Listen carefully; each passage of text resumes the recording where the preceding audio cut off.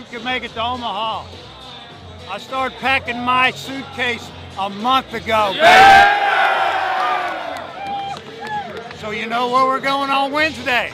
We're going north, Omaha, Nebraska.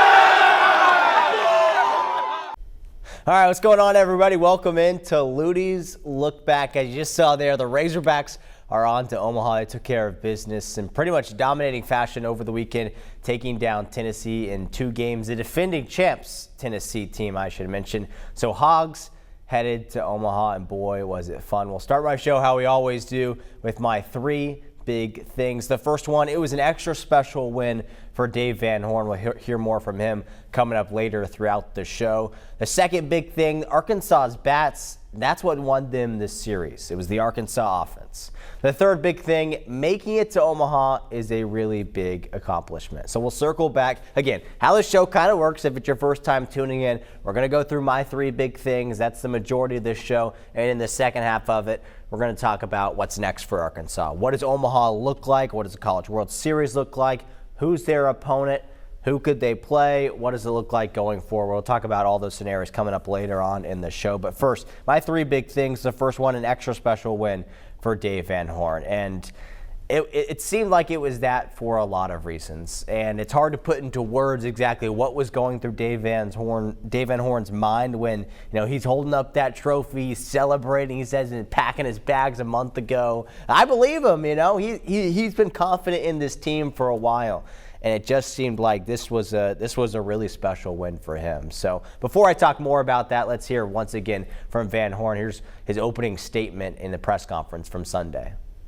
So happy for, everybody involved with the program, especially, more than anything, the players, because they're the ones that do all the work.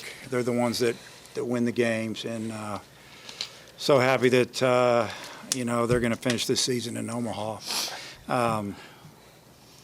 I don't know. It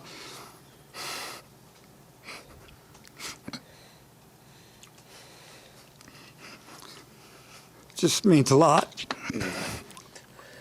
Well, you can really tell there, Dave Van Horn obviously tearing up, holding back tears to try to get through his opening statement. You can tell something was special, something was different about this season, because I've been covering this team my entire life.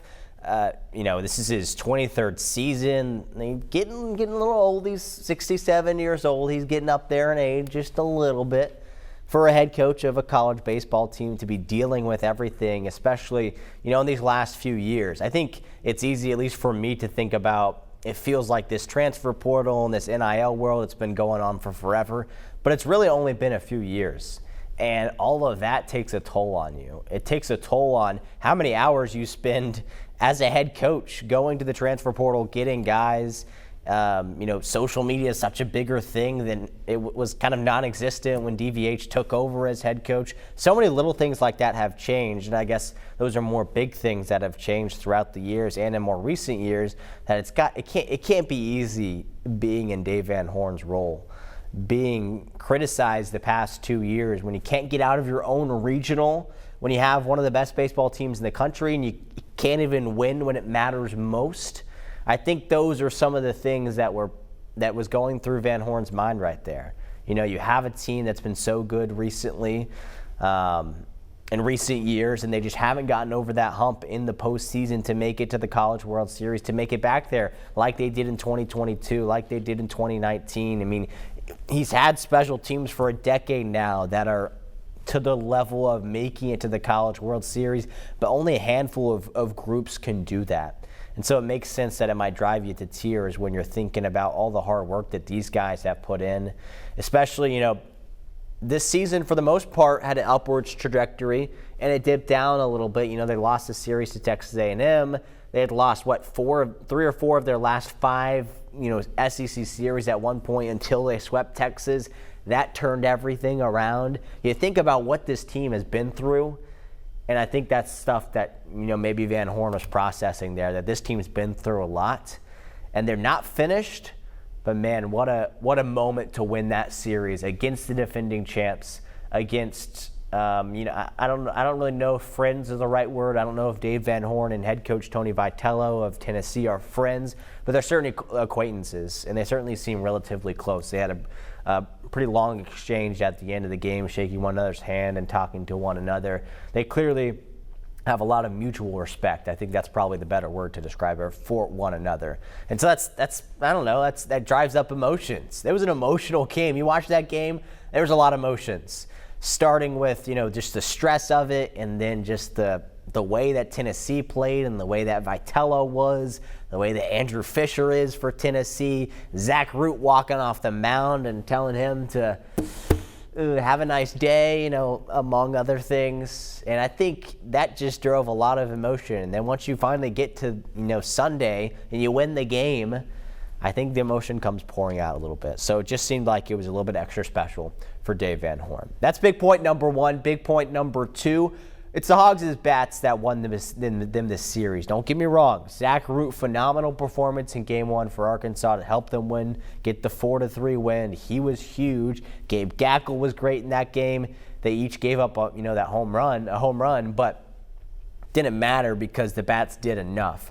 Now, were they super clutch on Saturday in Game 1? No, not really. They left a lot of guys on base. They hit into double play twice, and usually those things come back to bite you, but it didn't this time.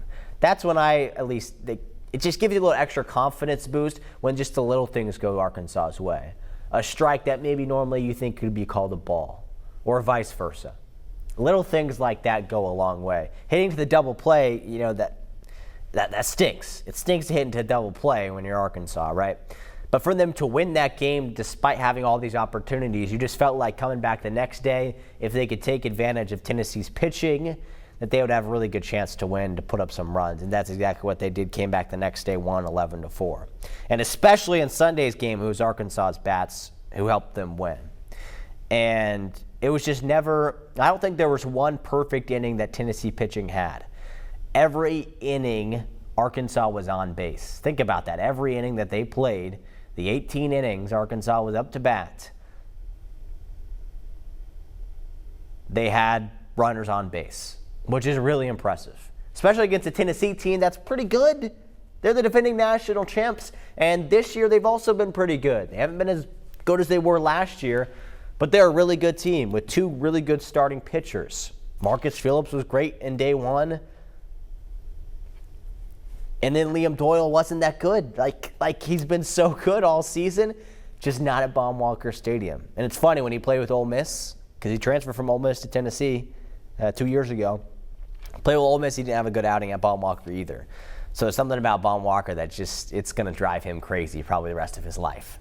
And that's okay with me because Arkansas won. Too bad for him and Tennessee. He's a fiery, emotional guy, and you wonder if that really got to him because, just 3 weeks ago he pitched terribly against Arkansas. And he come back, he want revenge, and he doesn't get it. And he pitched okay. He's a good pitcher, but Arkansas is a better hitting team. And they just kept driving up his pitch count. They kept forcing walks, forcing a couple balls here or there. And then he was out of there in the, third inning, which is fourth inning, which was really impressive for Arkansas to push him out in that amount of time. So the bats were good. All year, that's what Arkansas has leaned on, is the bats. And that's what gave them the win today. Before we move on to the third point and talking about that, I want to get to my Luttie's Legend of the Week. If you're a little bit new to the show, it's something we do every week. It's my Legend of the Week. I really don't have to explain it. It's my MVP. I'm putting a helmet sticker, whatever you want to call it. This week, it was tough. There's a couple good Razorbacks, but I think only one was worthy. And I think only one is a person you can say, without him, Arkansas might have won, but the ball that he hit out of the park, that did it for Arkansas in Game 2. And it's Logan Maxwell. The TCU transfer outfielder for the Razorbacks, a guy who had 3 home runs last year at TCU, 2 home runs the season before that, his sophomore year with the Horned Frogs. This year he has 13 home runs, which includes the awesome grand slam that he hit in Sunday's game. So Logan Maxwell, my Luttie's legend of the week, 5 for 8, a 625 batting average, 4 RBIs, all of them coming on that grand slam. Really impressive. His progression has been impressive because he was okay at the beginning of the year. He's been dealing with that hamstring injury the entire season, and now he's heating up. He's heating up. And it's good because some of the other guys aren't heating up. The Aloys didn't even play that good this past weekend. Fahiva had 1 hit, 8 at-bats. Kohio Aloy had 2 hits, 9 at-bats. Not great, but you need other guys to step up. And it's really impressive that Arkansas has been able to sweep its regional, sweep its super regional, and still have guys that aren't like the batting order 1 through 9 isn't amazing. They've just had some clutch hitting here and there, and they have, even though some of those guys don't get hits, they get walks, they get hit by pitch. They just do the little things right. They do the little things right, and that's what's helped them make it onto the College World Series. So Logan Maxwell, my Luttie's legend of the week. All right, finally, my big point, number 3, making it to Omaha is a really big accomplishment. I mean, it is. And I think I didn't recognize this until, I'll toss to one more soundbite of Dave Van Horn, till he talked in the post-game press conference, until I was able to sit with a little bit. You also never appreciate it until you don't have it, right? Past 2 seasons, Arkansas hasn't even come close to making it to the College World Series. They've lost in their own regional. This year was different. It's a different team. They're making it on to the College World Series. They're going to Omaha, and it's a really big accomplishment. 8 teams left now. 8 teams left in the NCAA tournament. Arkansas is one of the best 8 teams. And I just think in the past I haven't appreciated that as much as I needed to because they just do it so often. This is, DVH's 23rd season. He's been there 8 times now. This will be his 8th time in the College World Series, which is just really impressive. Really impressive for head coach Dave Van Horn, and it's a big accomplishment. So here's what DVH had to say on the accomplishment that it was making it to the College World Series. It would have been hard for me.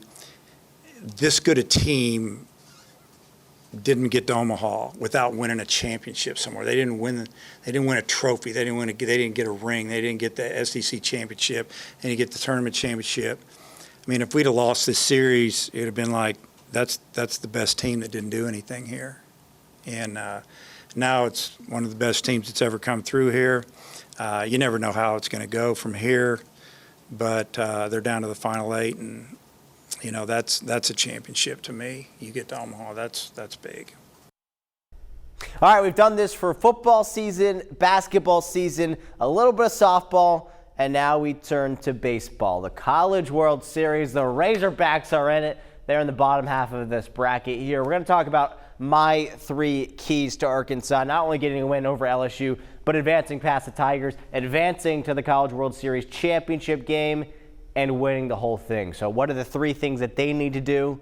I'll tell you in a few minutes. First, we're going to look over kind of an overview of how we got here, the College World Series, what it's looking like for Arkansas's matchup with the Tigers going forward. So you see, these are the 8 teams left in the College World Series that will start on Friday. The Razorbacks will have LSU Saturday, 6 o'clock game on ESPN. It doesn't get any bigger than that. Tigers and Hogs, it's going to be crazy at Charles Schwab Field.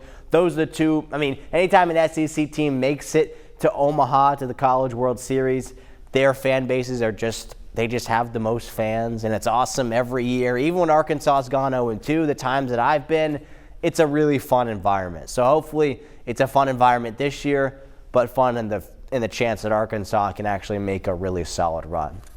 What does really stink, and this can go into question whether you think, the college baseball tournament needs to be reseeded at some point, kind of like the NFL playoffs does it to some extent. But once you get to this point, if things were reseeded, I'd feel a lot better about choosing Arkansas to advance in this bracket and make it to the National Championship Series. But unfortunately, the 2 best teams in this bracket are the 2 teams that are playing each other on Saturday night. That's Arkansas and that's LSU. You can toss UCLA in there. You can throw Coastal Carolina, which is playing really good, Oregon State, and then you got a couple of unseeded teams, Murray State, Louisville, and Arizona, that are also into the College World Series. But I just wish these two teams weren't playing each other in Game 1 of the College World Series. I don't want to complain about that too much. I just wish that wasn't the case, to where it's the two best teams left and they're playing each other in the Elite Eight. It just doesn't make sense, and I wish it wasn't the case. But I'm not going to complain about too much.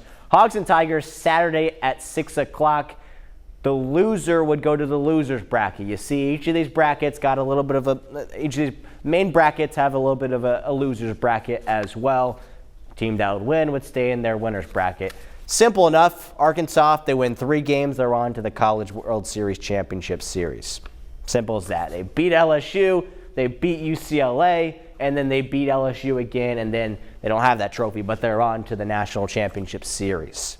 That's all they need to do, is win 3 games. Essentially, think about it. If you've followed NCAA baseball recently or your whole life, the regionals, 2 weeks ago we had the NCAA regionals at Fayetteville. There were 4 teams. Exact same thing here. There's regionals over here, and there's regionals over here on this side of the bracket. So if Arkansas wins their regional, they'll advance to the championship game. And the championship game would be just like the super regional. All right, kind of making sense? Okay, cool. All right, this is the right side of the bracket, the left side of the bracket. We're not going to talk too much about, any of these teams besides this big matchup here. I'm going to touch on a few of these others, but really it's Arkansas and it's LSU. And I think whoever wins this game is going to have a really good chance of hoisting that national championship trophy. So let's talk about it. The 3 keys to Arkansas winning a national championship. And I just mentioned the first one. It's winning the first game. The teams that win the first game obviously have a very high probability to make it far in this little small bracket here, make it to the championship series. Now after that, everything kind of resets, but it's obviously a double elimination bracket until you get to the championship game, then it's a best of 3. The first key is winning this first game. How does Arkansas do that? It's against an LSU team that is really good. Arkansas played them just 4 weeks ago. Just 1 month ago at Alex Box Stadium in Baton Rouge, the 2 teams faced off. LSU won the first 2 games. Arkansas won the last one. What really scares me about this LSU team is their 2 starting pitchers, Anthony Ianson and Cade Anderson. Most likely it'll be Cade Anderson getting the start against the Razorbacks. He's their ace. He's a guy who's going to be a top 5 draft pick in the MLB draft. He's really good. But lately, at least in the Hog game and the West Virginia game, he's looked hittable. He hasn't looked unhittable. Because I think in my mind, when I look back at that LSU series, I think both of their starters were unstoppable and untouchable for the Arkansas Bats. But when you really look at some of the stats, it really wasn't as bad as I think maybe I made it out to be. So when they previously played, Cade Anderson, who will be their starter in this game, against the Razorbacks, 5 2/3 innings pitched, gave up 3 earned runs, 7 hits. In his last start against West Virginia in their super regional game, 7 innings pitched, so a little bit longer, 6 earned runs, 9 hits. That's not impressive. If Arkansas can do what they did against Liam Doyle this past weekend, who is also one of the premier pitchers in college baseball, Cade Anderson is up there. Anthony Ianson is up there. Thankfully, they'll only get one of them because Anthony Ianson will pitch probably Game 2 of when LSU plays in the College World Series. Arkansas won't play until possibly a rematch in this portion of the bracket. Both of their pitchers will be burned by then. So even if Arkansas loses the first game, I know it's one of my keys, even if they lose the first game, LSU doesn't, after those 2 starting pitchers, they're great. They're one of the best teams in the country. They don't scare me after those 2 starting pitchers. But it still is really essential that Arkansas wins the first game. They drive up the pitch count of Cade Anderson. And if they win this first game against LSU, oh man, you feel really confident against these other teams, with all due respect to UCLA and the Cinderella story of the college baseball tournament, Murray State. First big key, winning the first game. The second one is the Alloy brothers. It's time for them to kind of get back to what we saw them a month ago. The past 2 weeks in the postseason has just not been the Alloys that we are used to seeing, the power hitters. Kohio Alloy at one point, I know it was early on in the season, was batting over 500. Vahiva Alloy was hitting a home run every other game, it felt like. That hasn't been the case. This past weekend, they both, one of them had 1 hit, the other had 2. I wrote it down somewhere. Vahiva had 1 hit, Kohio had 2 hits. That's not very good. But they are great players. Fahiva Aloy is one of the best players in the country. And that doesn't include just his offensive power. It includes his fielding as well. It's an exceptional fielder, really good shortstop. But I'd love, especially for those two, to get it going again. I think it's nice that Arkansas has made it this far without having them be incredible, but I think they're going to need to be incredible to beat LSU and to make it past some of these other teams and to win the national championship.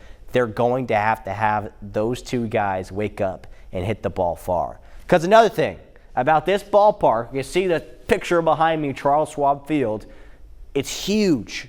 It's the biggest ballpark that any of these teams will play in the entire season. It's hard to hit a home run in this ballpark. But Fahiva Aloy, Kohio Aloy, they can hit the ball really far. They can hit the ball really hard. They swing at the ball very hard. They're going to want to hit home runs. And if they do, if they catch fire, if they hit home runs, I like Arkansas's chances. And I think that's a really big key for them not only advancing past LSU, which would be huge, but winning the national championship. So that's key number 2 to Arkansas winning the whole thing. The last one is good outing from their starting pitchers. We've seen that, for the most part, in the Super Regional, in the regional game. All I'm asking is you keep that up. All right, Arkansas, you don't go back to the way it was a few weeks ago when Zach Root was a little shaky at times, then he would have a great game. A little shaky at times, and he'd have a great game. Back-to-back good games. Once he got to that third one, he can never have 3 good games in a row. 3 great games, 3 great performances in a row. Zach Root hasn't done that this season. He has an opportunity to do it here and put his team in a really good position to be in the winner's bracket of their little regional here and make it to the national championship series. He has the chance to do that, and he needs to. Gage Wood needs to have good outings as well. Now, I think it's okay if they don't have perfect outings. Gage Wood doesn't need to be the Gage Wood we saw in the regional performance. He had 11 strikeouts or something crazy. It's okay. I mean, obviously, I love that. It's okay if he doesn't have that, as long as he gets through 4 or 5 innings, 5 innings at the least. I think that would be something that would really help Arkansas if they get some good outings from their starting pitchers, Gage Wood, Zach Root. If you want to throw in a Game 3 starter in this game, Aiden Jimenez, Landon Bottle-Cheese, maybe throw in a Parker Coyle. That probably won't be until later, maybe a loser's bracket game if they have to play in the loser's bracket. I don't know. But good outings from their starting pitching is really, really a big key of mine going forward. Because that's the only area where I'm like, if you keep this up, you have a good chance. Because what are the things that we know? We know that this is the best fielding team in the country. Statistically speaking, they're the best fielding team left in this bracket in the College World Series. They're really good at fielding the ball. They're not going to make too many errors. Flip side, LSU, by the way, 4 errors last week in their Super Regional. Arkansas just 1. They're the best fielding team. They're the best defensive team in the country. What they also have is really deep pitching. They got the deepest pitching rotation bullpen in college baseball, and especially in the College World Series. So even if they lose the first game, I have a lot of confidence in how deep their pitching staff is that they could come out of the loser's bracket and still make it to the national championship game. So that's what we know. The fielding is great. The bullpen is deep. We've got to have good outing from the starters, and the bats have to continue to get going. If there is a 4th key, the bats got to continue to get going. So if those things happen, that's how Arkansas does well in this little regional here, this little pod regional, makes it onto the national championship game, and maybe faces off against Oregon State again in a rematch of 2018. Don't have to talk about it. We're not going to talk about it. Coastal Carolina is pretty good, actually. And if I'm a betting man,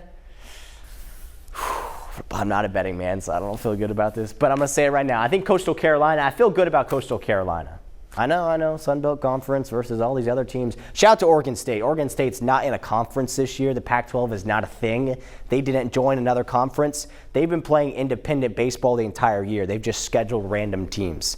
So it's kind of cool, that they've made it here and not played in a real conference. I don't know. But anyway, I still like Coastal Carolina. They've been playing really good this season, and they're just a sneaky team that I think I think could get to here to the national championship game. Here, I'm not ready to. I feel like I have to make a prediction.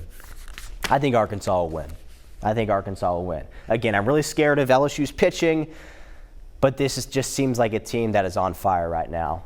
So I like the Razorbacks taking down the Tigers. I think they'll face them again here. I think Razorbacks will have to play UCLA.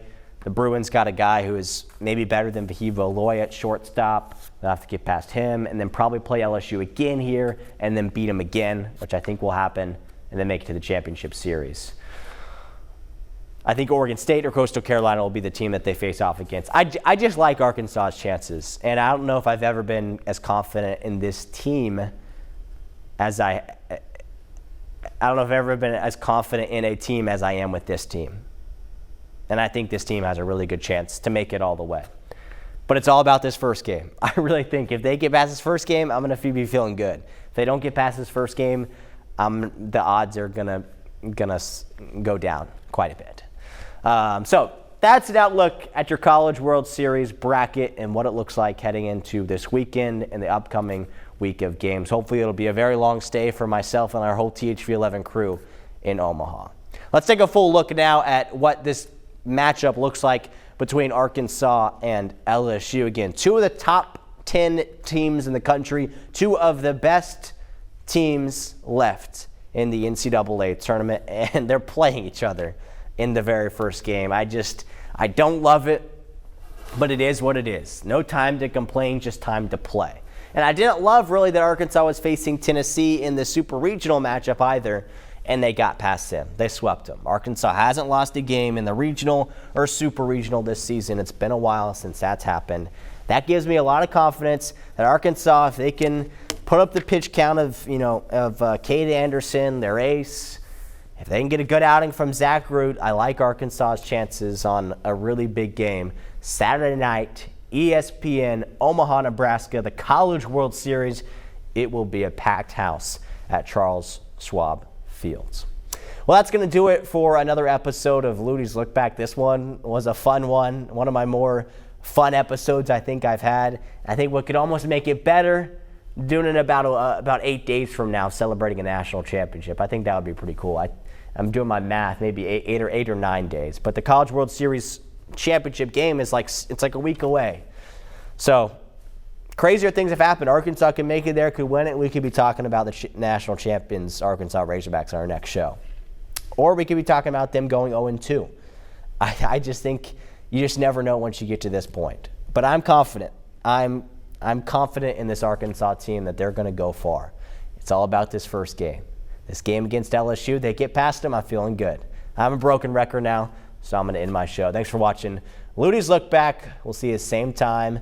Maybe not same place or same. Yeah, we'll figure out when the show will be next week. But we're going to have a show. It's either going to be recapping a win or a loss for the Razorbacks in Omaha. Thanks so much for watching. We'll see you next week.